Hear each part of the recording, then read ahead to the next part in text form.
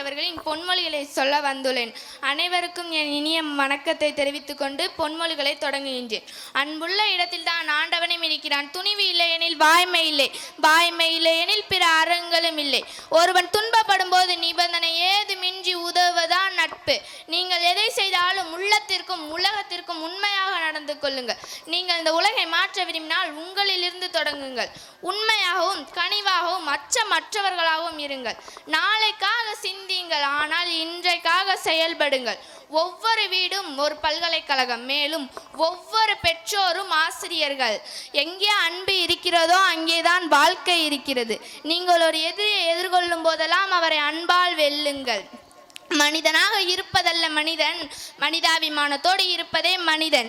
மகிழ்ச்சி உன் எண்ணத்தில் இருக்கிறது, உன் வார்த்தையில் இருக்கிறது, நீ செய்யும் நல்லிணக்கத்தில் இருக்கிறது. கூட்டத்தில் நிற்பது எளிதானது, ஆனால் தனியாக நிற்பதற்கு தைரியம் வேண்டும். பலவீனமானவர்களால் ஒருபோதும் மன்னிக்க முடியாது. மன்னித்தல் என்பது வலிமையானவர்களின் பண்பாகும். உறவுகள் 4 கொள்கைகளை அடிப்படையாக கொண்டிருப்பர்: புரிதல், மரியாதை, ஏற்றுக்கொள்ளுதல் மற்றும் பாராட்டு. நோயை காட்டிலும் நோயை பற்றிய பயமே அதிகமான மனிதர்களை கொன்றுள்ளது. உறுதியான மற்றும் ஒத்த எண்ணம் கொண்ட ஒரு சிறிய குழுவார் வரலாற்று போக்கே மாற்ற முடியும். இந்த ஆண்டு நம்மளால் எதுவும் செய்ய முடியாது. 2 நாட்கள் உள்ளது, அவை நேற்று மற்றும் நாளை.